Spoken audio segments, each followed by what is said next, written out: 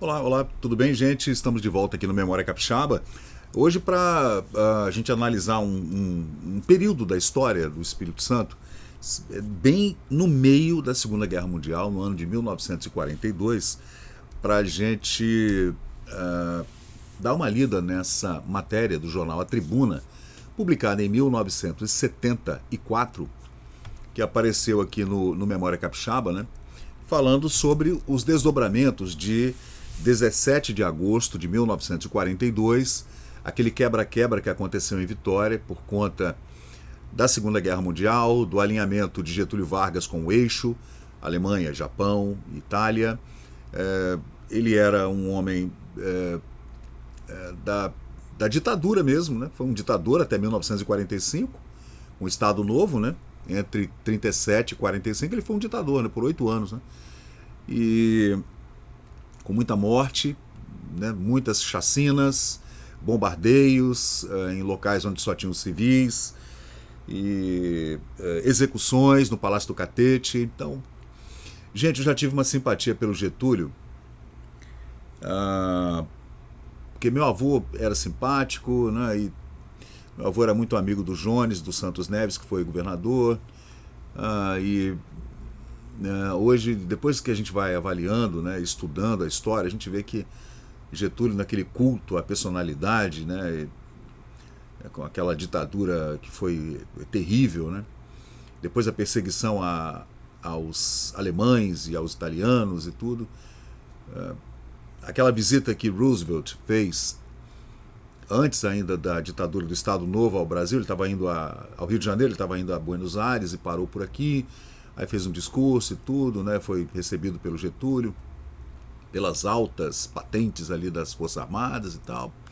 A coisa estava muito estranha, né? Estados Unidos ainda não tinham entrado, a guerra não tinha eclodido ainda, é bom a gente lembrar, mas os desdobramentos aconteceram em 1941 e 42, depois que a base militar de Pearl Harbor, no Havaí, foi bombardeada pelos japoneses, e os Estados Unidos entraram na Segunda Guerra Mundial no final de 1941. Getúlio ficou naquela distância relativa entre Alemanha, do qual o Brasil era aliado e fazia muito comércio, até um comércio que aumentou demais, dizem 400%, em relação aos Estados Unidos ali em 1935, 34. Lembrando que o Brasil tinha como governo provisório uma junta militar que Getúlio era o presidente, digamos assim. Nos estados havia uma interventoria, não havia governadores, eram interventores, né, que vieram para fechar assembleias e colocar ordem do jeito que Getúlio queria. E prometeu uma Constituição, fez uma Constituição nova em 34, mas não conseguia governar. Havia um empurra-empurra gigante no Rio de Janeiro, que era a capital da República, e aí começaram as campanhas eleitorais em 1936, só que deu tudo errado. Getúlio, naqueles diários que ele escrevia constantemente, né, ele era um ávido, né, escritor das suas memórias ali, enquanto elas estavam acontecendo, tanto que hoje esses diários são guardados a peso de ouro, né? Alguns ali no Palácio do Catete até hoje, lá no museu, né? E, gente, ele ficou entre Estados Unidos e as potências do eixo nesse período, antes de eclodir a Segunda Guerra Mundial. E depois que a guerra começou, aí a coisa complicou-se. Nesse período, o Getúlio dá um golpe, mais um, depois do de 30, dá um golpe, o golpe do Estado Novo, instaura esse tal Estado Novo, assim como era em Portugal também, né? E fechou o Congresso. Gente, que confusão, hein? Aí muita gente rompeu com ele, como Oswaldo Aranha, por exemplo, né? Que era uma espécie de ministro das relações exteriores, embaixador americano, gostava demais, né, do Roosevelt, dos Estados Unidos, rompeu com Getúlio, e outros romperam também. Muita gente no Congresso brasileiro, deputados, uns 80 mais ou menos, 90 deputados acorreram lá no Catete para apoiar o Getúlio nesse segundo golpe. E, gente, olha, e o baixinho sofria atentado, tentativa de atentado e ameaças de morte o tempo todo, e vivia cheio de capangas, né, e tudo, montou uma guarda secreta, assim como a Gestapo na Alemanha. Gente, ó, existem muitos paralelos, né? Mas ele depois rompeu com o eixo, né, e aliou-se definitivamente às potências ocidentais contra a Alemanha, né, o Japão e a Itália. Aí a gente sabe o que aconteceu depois. Mas em 1942, ali pelo meio do ano, a gente teve então esse confronto que aconteceu em Vitória, no Espírito Santo, por conta da Segunda Guerra Mundial, dos desdobramentos. Você vê que Getúlio, ele era um ditador implacável mesmo, né? Botou muita gente na cadeia, seus opositores, executou muita gente, inclusive os integralistas, né? Do qual fazia parte do grupo meu avô Joaquim Pirajá, que inclusive teve que defender sua família na Vila Rubim a pistola e a espingarda, né? Por conta dessas manifestações, numa tentativa de golpe no Palácio do Catete nessa época, alguns integralistas foram presos e foram executados no pátio, né, do Palácio do Catete, uma coisa terrível, né? Mas era uma ditadura, né, gente? Os alemães ficaram proibidos de... Isso antes da Segunda Guerra, tá, gente? Os alemães ficaram proibidos de falar sua língua nas suas comunidades, né? Especialmente no sul do Brasil. Aqui também aconteceu isso. Era proibido falar italiano, proibido falar alemão. Foi desse jeito. Então foi uma ditadura terrível mesmo. E a gente vai sempre lendo e revendo.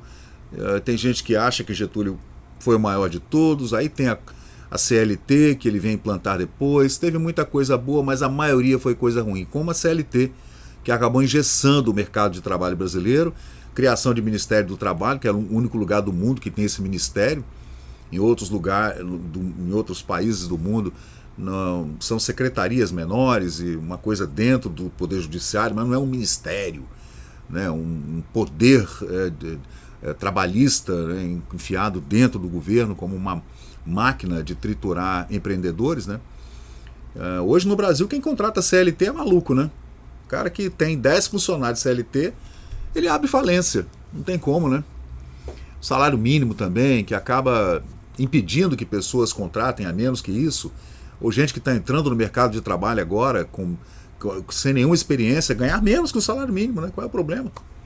Eu estou começando agora, eu sou jovem, eu moro na casa dos meus pais, então o salário mínimo é 1.500, eu não posso ganhar 1.200, eu estou começando agora, não tenho experiência, eu quero aprender o trabalho, né, gente? Olha, eu vendo aqui, ainda fazendo pesquisas, né, nesses jornais antigos, jornais da Europa, especialmente jornais americanos, né?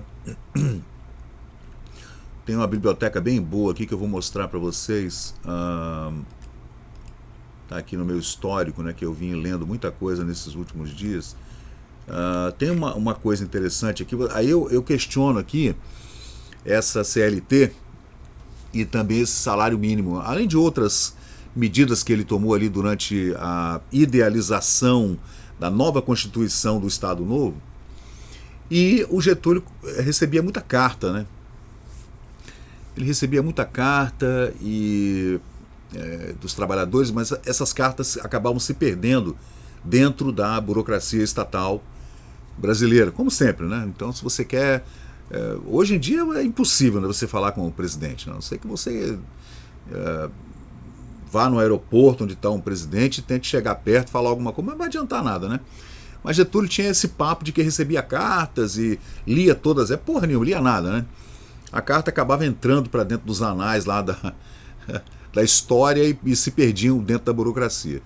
Aí eu encontrei uma carta que é famosa de um operário paulistano, um operário da cidade de Santos, chamado Manuel Bispo. Ele escreveu uma carta, só tem um pedacinho dela aqui, eu vou ler para vocês.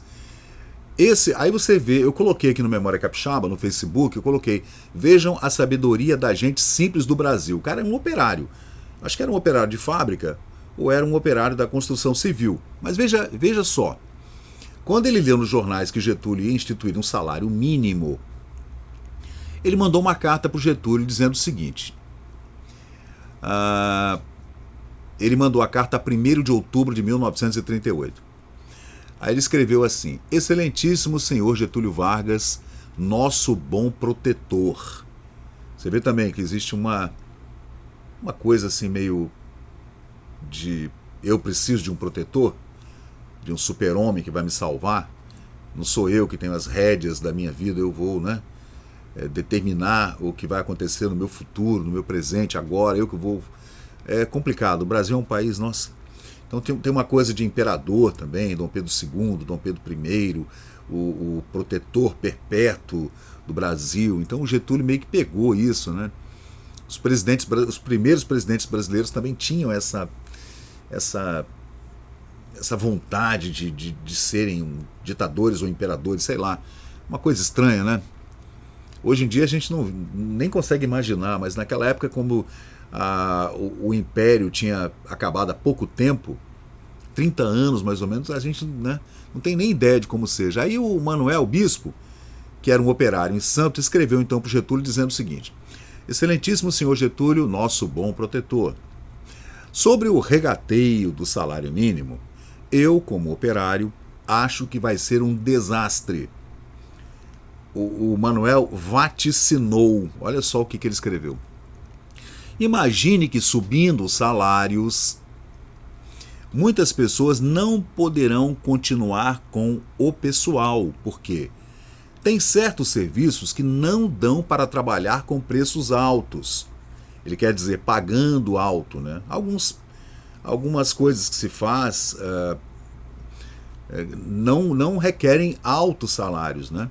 E o resultado é ficar muita gente desempregada. O que falta é gente e não serviço, pois serviço há demais. Lhe peço de pensar sobre as consequências disso. Sem mais, seu criado Manuel Bispo. A carta é um pouquinho maior, mas eu peguei só o que é mais interessante de avaliar. Está aí a carta transcrita, né? Um daqueles anais das bibliotecas aí, da presidência e tal.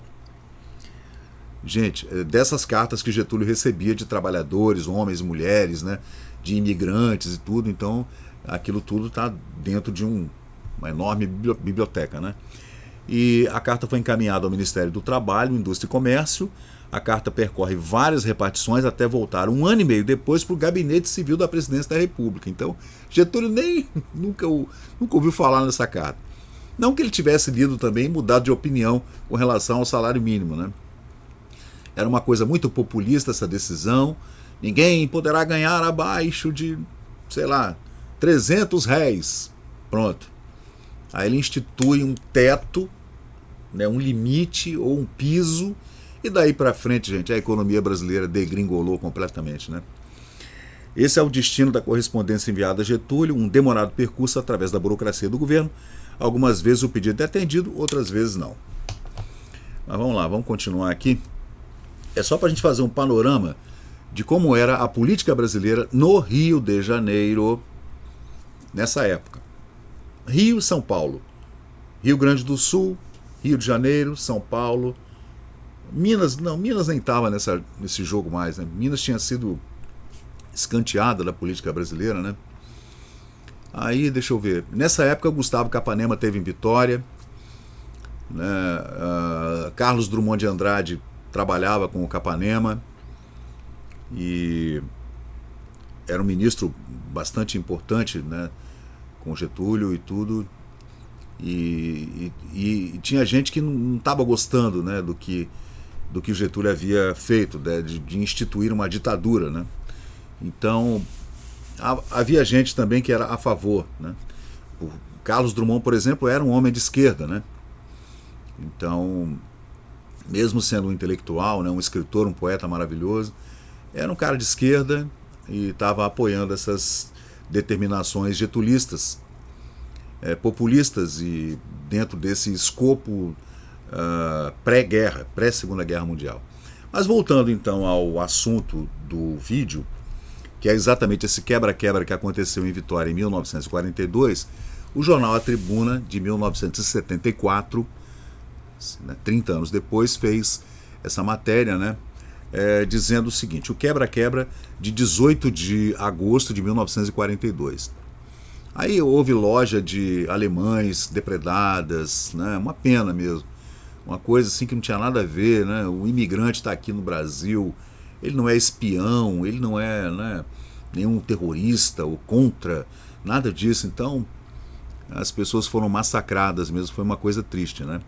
Em 1942, os jornais do Brasil faziam manchetes sobre as grandes vitórias do nazifascismo.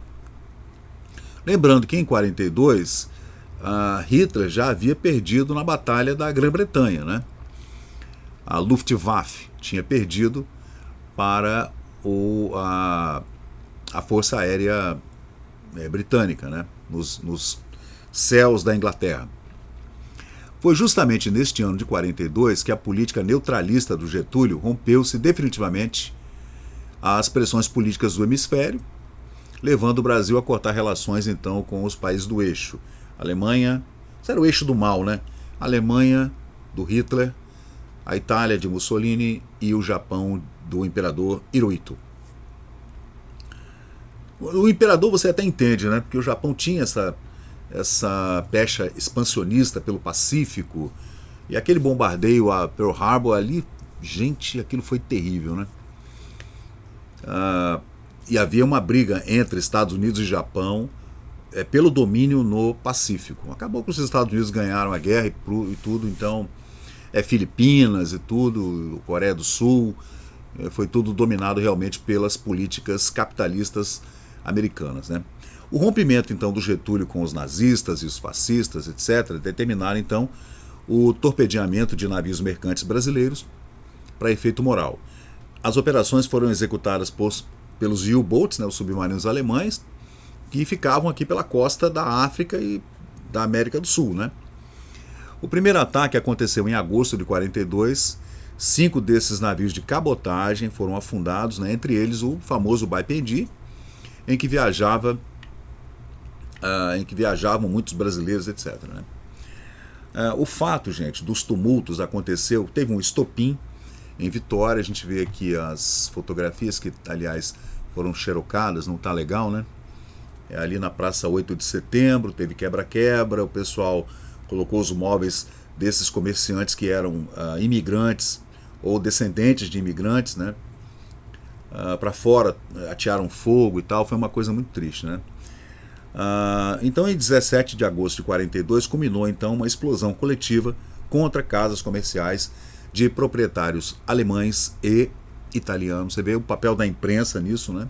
O rádio também, o rádio, importantíssimo o rádio, atingindo mesmo alguns simpatizantes brasileiros da causa de Hitler e de Mussolini, né?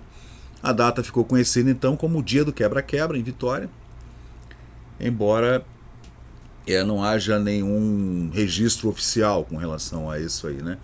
O quebra-quebra entrou para a história, né, do Espírito Santo. Meu avô falava nisso, meu pai também, né? A grande maioria da população era nitidamente pró-aliados, né? Estavam ali com Inglaterra, França, né, Estados Unidos e União Soviética, também era aliada, né? Os primeiros movimentos coletivos eram organizados e em 30 de julho a Casa de Estudantes, né, seria um clube acadêmico, né, de estudantes capixabas, especialmente estudantes de direito, né, preparava um comício em praça pública conclamando então o povo a lutar contra o nazismo. Com a morte do capixaba Benezati, aí os ânimos se acirraram.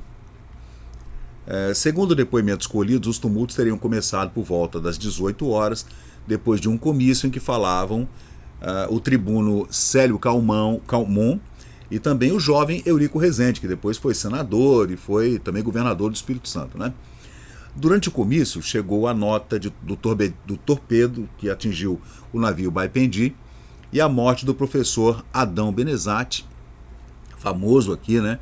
O navio seguia para norte, ia para o Recife, Pernambuco. E Adão era um desportista, né? Um esportista capixaba muito querido aqui, né? E aí começaram as destruições, né? Vamos ver aqui. proprietários de casas comerciais depredadas, foi pouco a pouco aumentando o número de casas depredadas, né?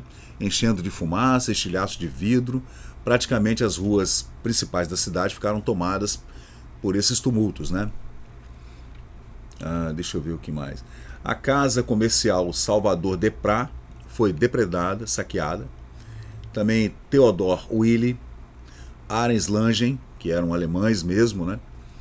Também a Escola de Datilografia Olímpia, a Sorveteria Mickey, a Confeitaria Colombo, foram numa escalada de violência, né, nessa noite de 18 de agosto, né?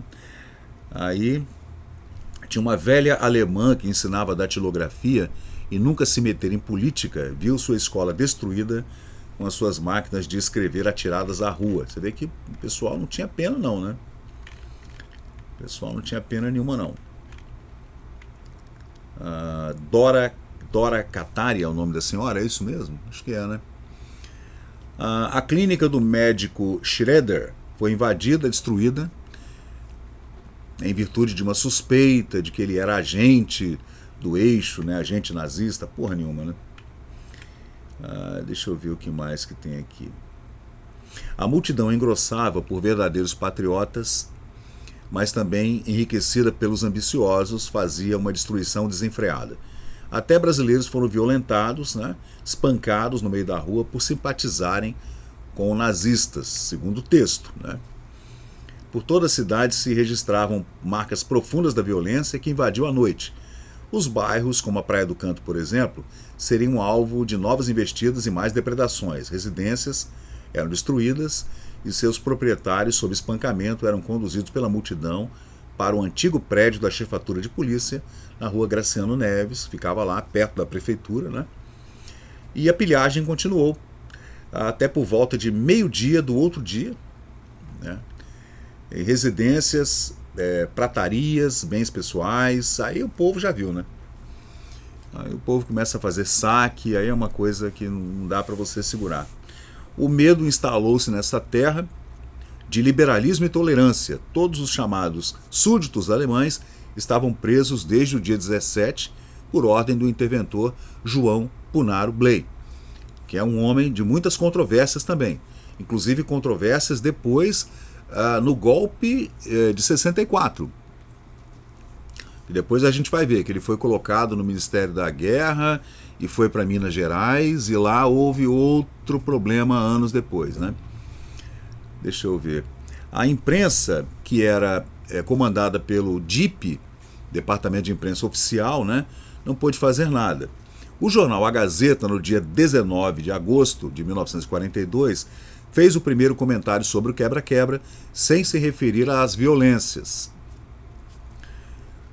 Em seu artigo de fundo, se limitou a seguir o patriotismo predatório da multidão, fazendo críticas aos apóstolos do eixo e elogiando o interventor Punaro Bley, que percorreu a pé toda a cidade, acalmando os ânimos e evitando os excessos. Então até o interventor foi para a rua, né, para tentar segurar o pessoal, né? Aí tem os irmãos Vicentini Limitada, que possuíam uma casa de ferragens na Avenida Duarte Lemos, lá da minha família, na Vila Rubim. A fim de evitar possíveis dúvidas contra a nacionalidade da firma, faz público que é inteiramente brasileira, construída de brasileiros natos, não fazendo parte da mesma sociedade, nenhum empregado de nacionalidade estrangeira. Olha que coisa terrível, né? Deixa eu ver. Não se sabe ao certo quantos estabelecimentos comerciais foram depredados e saqueados na incrível noite de 17 de agosto de 1942. Entre os mais importantes foram Bayer, Farmácia Olímpia de Datilografia, Sorveteria Miller, a empresa de navegação Arenz Langen, a Confeitaria Colombo pertencia à família Balbi, a joalheria Fete, restaurante Hamburgo, Casa Salvador de Poli, o Empório Capixaba, a fábrica de ladrilhos Bortoluzzi, a casa de sabão do senhor Heitor, não se sabe o sobrenome, Casa Piaf, Sapataria Suzano, Theodor Willi, Salão Ripoli, fábrica de gelo, consultórios, escritórios, consultórios de advogados e etc., né? E as residências desses alemães e desses italianos, né? Aí tem várias testemunhas que falam aqui sobre o ocorrido, né?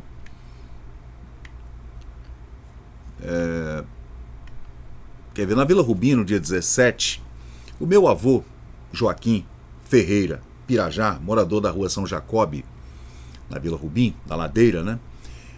Meu avô foi acordado então por um tropel que subiu a ladeira. Na ladeira antigamente moravam 3 ou 4 famílias, inclusive a minha família. Do meu avô, em 1942, já tinha todos os seus filhos, já tinham nascido. Meu avô tinha uns 47 anos na época, né? Ele foi verificar então uma barulheira que tinha do lado de fora na ladeira, de gente subindo a ladeira que dá para o Morro do Quadro, né? Eles tinham saído desse comício da Praça 8, no qual foi, né, houve muita briga e discussão, até tiroteio, discurso do qual saíram esses vândalos destruindo tudo, né? E esse pessoal era favorável da entrada do Brasil na guerra, a favor das potências, contra as potências do eixo e a favor dos aliados, né, Estados Unidos, Inglaterra, França, etc., né? E eles tinham ido à casa do meu avô para linchar meu avô, para destruir a casa, e a família toda lá, né? Minha avó Maria, meu pai, né? Meu pai tinha 7 anos, né? Meus tios, meu pai tinha irmãos bem mais velhos, né? Então eu tinha tios com 20 anos, meu pai tinha 8, então foi um problema, né? Meu avô tinha sido correligionário dentro do Partido Integralista, do Plínio Salgado, né? Naquela época estava todo mundo aliado com o eixo, inclusive Getúlio Vargas. Getúlio Vargas era também aliado do eixo, né? Plínio Salgado fez parte da ditadura do Estado Novo, foi prometido, do golpe, né? Foi prometido a ele um ministério, e depois Getúlio tirou o time de campo e traiu o Plínio, né? Plínio era aliado, foi aliado de primeira ordem ali no golpe do Estado Novo, e foi traído assim de forma, né, terrível pelo Getúlio, né? Chamando os integralistas de palhaços, que eram só palhaços e tal. Ele usou os integralistas, né, que eram uma considerável massa de pessoas, né, e traiu o pessoal, né? Meu avô era bancário, trabalhava no Banco de Crédito Agrícola, né, do Espírito Santo, era aliado do Jones e tudo, e já não estava mais militando politicamente, digamos assim, né? Ele foi colocar suas sandálias de couro, se vestiu, pegou sua garrucha, meu avô era caçador também, né? O vovô Joaquim, e quando os manifestantes chegaram, bateram na porta, ele disparou o primeiro tiro, a multidão recuou, né? E saiu ferido o comerciário Délio Vieira Passos. Pirajá foi processado, absolvido em 43, um ano depois, estava defendendo sua casa da irracionalidade da multidão. Sabe lá o que teria acontecido, né? Se meu avô não tivesse puxado lá uma garrucha, um revólver para proteger a família. A gente não sabe. Iam colocar fogo na casa dele, na Vila Rubim, e sabe lá o que teriam feito com ele, né? Se iam realmente levá-lo para a chefatura de polícia na Graciano Neves ou se teriam matado meu avô ali mesmo, né? Ninguém sabe. E há várias outras, né? A notícia da morte do Adão Benezati caiu na cidade como uma bomba, né? E os estudantes ficaram revoltados por conta do torpedeamento do Baipendi, e daí escalou toda essa violência, que durou, graças a Deus, durou pouco, né?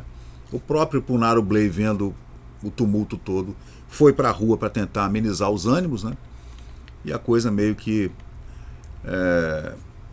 arrefeceu logo depois, uns 2 dias depois. A joalheria e relojoaria Petroc, do senhor Mário Petroc, foi poupada porque ele teve a perspicácia de entregar a chave do estabelecimento ao interventor Punaro Bley. Tá vendo? O estabelecimento foi guardado então pela polícia local. O cara tinha uma joalheria famosa, né? Uma relojoaria famosa que prestava serviço para o Palácio Anchieta, então foi protegido pelo amigo, né? Então, amigo é assim, é isso aí. Deixa eu ver o que mais. Tem o Ângelo Ripoli, que era barbeiro, né? A barbearia dele também foi depredada. O senhor Deprá, na Rua do Comércio, tinha um estabelecimento lá que também foi depredado, no quebra-quebra, né? Foram dias tristemente célebres em nossa capital. Os estrangeiros foram confinados no Sanatório Getúlio Vargas, lá no Eucalipto, em Maruípe, né? E o Dr. Ciro Vieira da Cunha, que era o diretor do DIP, assim sintetizou aqueles dias tristes. No primeiro dia, patriotismo. No segundo dia, saque. No terceiro dia, cachaçada. Boa, mandou bem, né?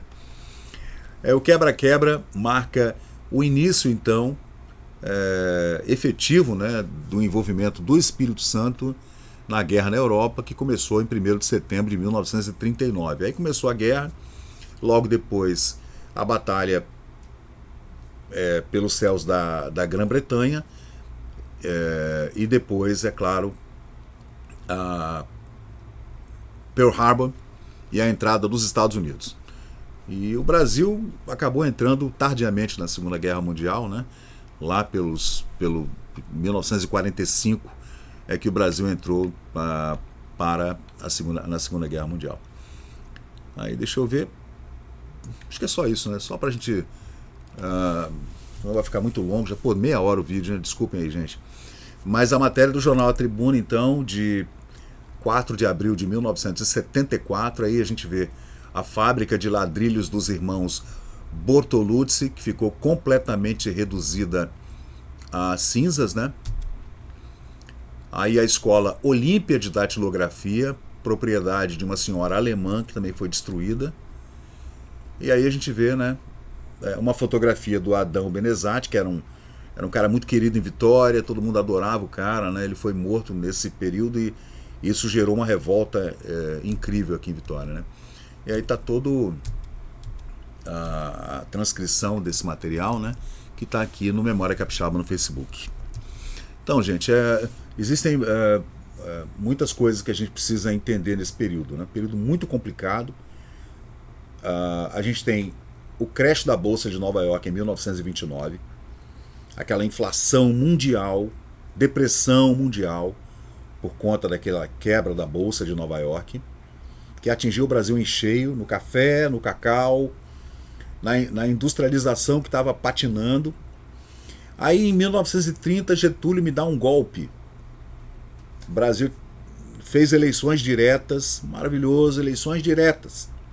Continuava aquela coisa do café com leite, mas não interessa. Teve eleição. E Getúlio me dá um golpe. Institui um governo provisório com uma junta militar. E fica ali, né, no banho-maria, não quer entregar o poder. Vai ter eleição, vai ter eleição. Aí tem uma Constituição em 34. Aí ele reclama da Constituição, não consigo governar com essa Constituição. Aí começam as campanhas eleitorais de 36. Getúlio escreve nos seus diários, né, que pô, essa eleição, e as músicas também, os jingles, né, falando que vai dar GG. Tem eleição, né, mas vai dar GG. Que era o apelido do Getúlio lá, que o pessoal apelidava ele de GG. E, gente, o que aconteceu foi que o cara me dá um golpe, um segundo golpe, institui um Estado Novo, chamado Estado Novo, uma nova Constituição, a Constituição do Estado Novo, e depois aí vem a entrada na Segunda Guerra Mundial, o mundo entrou em guerra em 39, um ano depois, olha a confusão que foram esses anos 30, né? Até o final da guerra, lá em 1945. Então foi de 30 a 45, todo esse imbróglio de acontecimentos no mundo inteiro, no Brasil e também aqui no Espírito Santo. Então, pessoal, é isso aí. Eu sou o Fábio Pirajá. Depois a gente faz mais vídeos só para falar sobre esse período. Foi um período muito conturbado. Já há vários vídeos aqui no canal, inclusive com a visita do Getúlio, que Getúlio esteve aqui a bordo do Almirante Saldanha, né? Esteve aqui em 32, logo depois do golpe. Ele esteve aqui em 32, a cidade parou, foi uma coisa, né, foi ovacionado e tudo, foi ao Convento da Penha, né, passeou pela cidade em carro aberto, com o interventor, com o Punaro Bley, foi uma festa. Já tem vídeo aqui no canal falando sobre isso, mas foi um governo bastante complicado, o governo do Getúlio, hein, gente? Porra, vamos dar Vamos dar uma lida, vamos tentar entender todos os desdobramentos até chegar na Rua Toneleiros, o atentado contra o Carlos Lacerda, que aí a coisa degringolou de uma forma assim. E aquela polícia pessoal do Getúlio também, né, capitaneada pelo irmão dele e também pelo Gregório Fortunato, né, que era aquele lugar-tenente ali do Getúlio, que era um policial e também um cara que cuidava das fazendas do Getúlio lá no sul, e que o Getúlio trouxe porque era um homem que resolvia as coisas na bala. Resolvia, 1,90 m de altura e resolvia na bala as coisas. Então tem essa coisa, aí ele reclama dizendo que não, eu andava com seguranças e capangas, mas eu não gosto disso, é porque a situação não deixa, e acabou tudo isso lá na Rua Toneleiros, e depois acabou no desfecho pior de todos, que foi o suicídio do Getúlio. Então, gente, é isso aí. Muito obrigado. Desculpem aí a demora. Mas é um vídeo que dá um panorama legal, assim, né? Quanto mais eu leio, mais eu fico fascinado com essa fase, né? Ali entre o crash da Bolsa de 29, o golpe do Getúlio, né? Constituição de 34, de 38, a entrada na Segunda Guerra Mundial, Pearl Harbor, a entrada do Brasil na guerra até 1945. Aí Getúlio sai, né? Ele sai do governo, chega, né? Por 15 anos, né? Chega, ele sai do governo, entra o Café Filho, que era seu vice, e daí para frente são outras confusões, outros 500 cruzeiros. Então valeu, pessoal, muito obrigado e vamos em frente. Até a próxima, valeu, obrigado. E chegamos ao final de mais um vídeo aqui do Memória Capixaba. E se você curtiu o conteúdo, por favor deixe seu like, compartilhe aqui o nosso canal e inscreva-se para mais novidades. Até a próxima e muito obrigado por participar aqui do Memória Capixaba.